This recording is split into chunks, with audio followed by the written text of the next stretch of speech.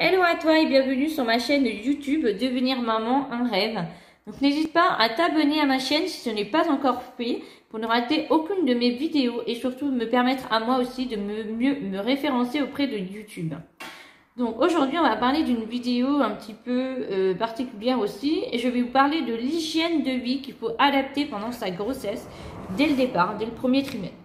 Donc très souvent, en fait, j'ai eu beaucoup de retours qui m'ont dit « Ah, ne t'as pas une solution, voilà, dès le premier trimestre, on a un problème de constipation, est-ce que tu sais ce qu'on pourrait faire ?»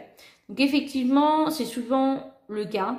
Et moi, personnellement, j'ai pas eu de problème là pour ma deuxième grossesse. Pour ma première grossesse, un petit peu, mais pour ma deuxième, pas du tout. Donc en fait, il faudrait manger entre 28 et 30 grammes de fibres par jour. Donc ça, c'est hyper important. Également, il faut continuer l'acide folique que normalement on vous a fourni dès le premier trimestre, donc dès l'instant où on a découvert que vous étiez enceinte, soit par votre sage-femme ou votre gynécologue. Tout dépend par qui vous êtes suivi. Ensuite, les choses qui sont à faire plus ou moins pendant votre grossesse, c'est tout simplement de manger entre 5 et 9 fruits et légumes par jour. Donc vous allez me dire, voilà, Anne, c'est énorme. Alors effectivement, non, il faut pas hésiter à faire par exemple des jus, voilà, que vous pouvez déguster à 4 heures, voilà, tout le long au cours de votre repas, des smoothies, voilà, au petit déjeuner, enfin tout ça. À chaque repas, essayez de manger de vous forcer à manger des fruits, des légumes. Les légumes sont faciles à intégrer pendant les repas, effectivement. Il y en a aussi hein, qui en font, voilà, comme je vous disais tout à l'heure, en jus. Donc voilà, ça se mange très bien. Voilà. Ensuite, il est indispensable évidemment pour les muscles et le sang du bébé, c'est de manger de la viande rouge. Alors attention aux personnes qui ne sont pas immunisées. Il faut absolument que la viande rouge soit très cuite quoi. C'est pas de la savate mais presque quoi. En gros, vous devez plus voir le sang dans votre poêle, dans votre four, enfin voilà, dans votre plat tout court. Vous pouvez en manger, hein, c'est pas interdit, mais il faut surtout que ça soit bien cuit. Voilà. Donc pour les personnes qui ne sont immunisées ou pas, enfin voilà, c'est à vous de voir par rapport à votre test dès le départ que vous avez fait au début de grossesse. Donc il faut, donc je répète, manger de la viande rouge et aussi manger des œufs par semaine. Voilà, il faut absolument manger de la viande rouge et des œufs chaque semaine. En fait, ça permet d'apporter un supplément de fer pour vous comme pour votre bébé. Et ça, c'est hyper essentiel. Ensuite, pour le squelette du bébé, il faut absolument vous apporter du calcium. Donc, l'idéal, ce serait de manger entre 3 et 4 produits laitiers par jour.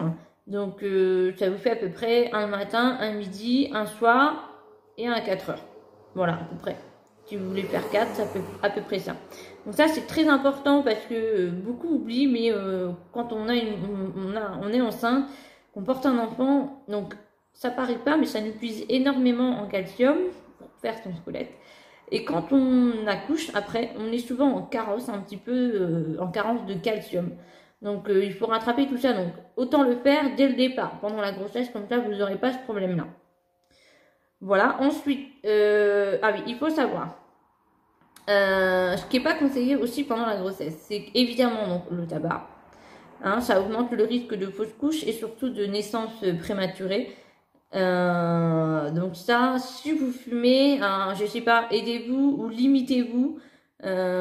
Essayez d'aller voir, je sais pas moi, un hypnotiseur pour essayer d'arrêter le tabac. Ou voilà, une bonne motivation. Hein, vous vous dites que c'est pour votre enfant, que voilà, vous ne voulez pas que vous arrive des problèmes à vous comme à votre bébé. Voilà, le but à tout le monde, c'est que chaque enfant soit bien portant. Donc, n'hésitez surtout pas à réduire, du moins réduire le maximum que vous pouvez et encore mieux de supprimer cette cigarette. Voilà, moi personnellement, je ne fume pas. J'ai jamais fumé, donc ça ne m'a jamais posé vraiment problème. Mais effectivement, je sais qu'il y a certaines personnes où ils sont tellement addicts à la cigarette que c'est un peu compliqué. Bon, très souvent, les futures mamans qui ont un projet d'un bébé et qui fument, très souvent essayent de réduire avant.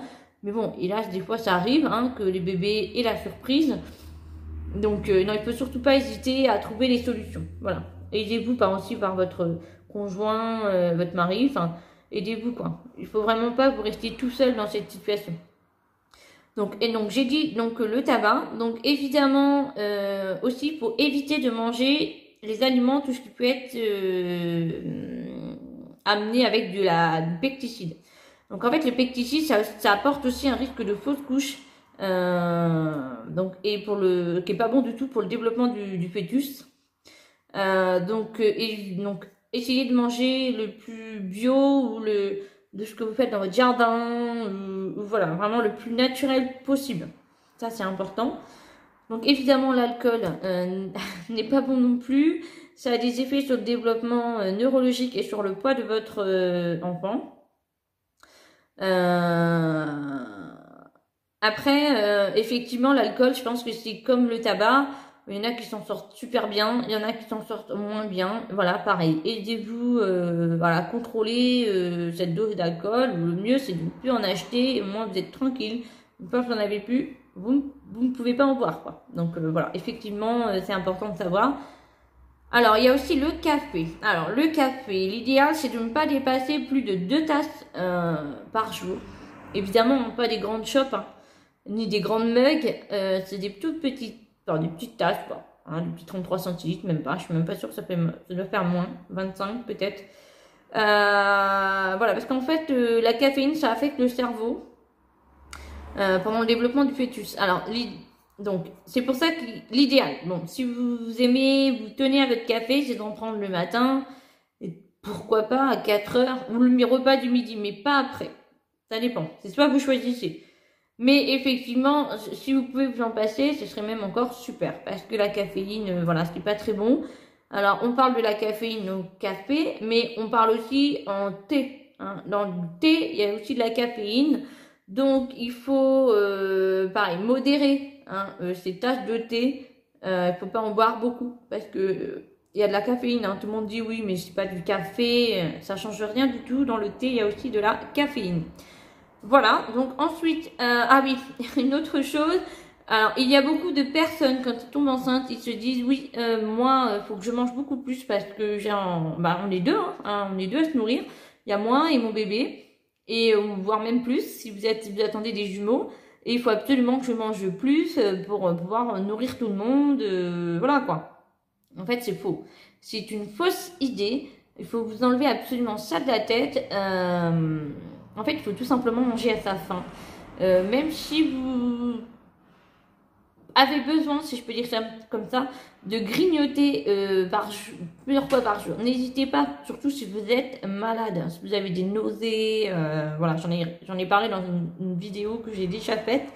Mais effectivement, il vaut mieux manger à petite quantité plusieurs fois que de manger à grosse quantité, à vous éclater la panse déjà, vous n'allez pas être bien. Vous allez être gonflé, vous allez être pas motivé à faire grand chose, et puis franchement c'est une fausse idée quoi. Faut pas manger pour 2, pour 3, voilà, c'est pas vrai, c'est faux. En fait ça ne change rien. Moi personnellement je fais mes repas normal comme quand j'étais pas enceinte, et je peux vous assurer que jusqu'ici je prends que 1 kilo par mois. Donc là je suis toujours dans mon 6e mois, je suis bientôt au 7e.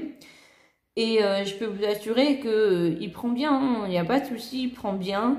Moi, je prends 1 kilo par mois, donc c'est plutôt bien, très bien même. Ma gynécologue m'avait conseillé du moins d'essayer de ne pas dépasser 12 kilos au 9e mois. Donc, au total. Donc, ça me laisse largement plus d'1 kilo par mois. Mais jusqu'ici, voilà, je suis à 1 kilo par mois et c'est très bien. Moins, je souffre moins au niveau des chaleurs, au niveau des veines varices, au niveau des jambes lourdes. Voilà, je me sens plutôt pas mal du tout. Je sais que pour mes jumelles, j'avais pris donc 13 kilos. Sachant que je n'ai pas été jusqu'au terme, je me suis arrêtée à 28 semaines. Hein, pour rappel, elles sont nées grands prématurés. Donc j'avais 2 liquides, 2 placentas. Donc là, effectivement, ça pouvait faire du poids supplémentaire, mais 13 kilos pour des jumelles, honnêtement, c'était pas énorme.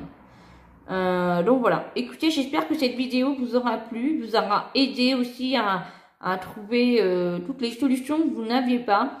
Et puis surtout, vous aider à vous contrôler au niveau de vos addictions, si je peux dire ça comme ça. Et puis surtout, pour vous permettre ce qui est bien et pas bien pendant la grossesse. Donc voilà, en tout cas, je vous dis à très vite pour une prochaine vidéo. J'espère que cette vidéo vous aura plu. N'hésitez pas à me mettre des commentaires en dessous pour me dire ce que vous avez pensé de cette vidéo. Et puis si vous avez des questions, n'hésitez pas à me les poser. Voilà, je vous dis à très vite. Bye!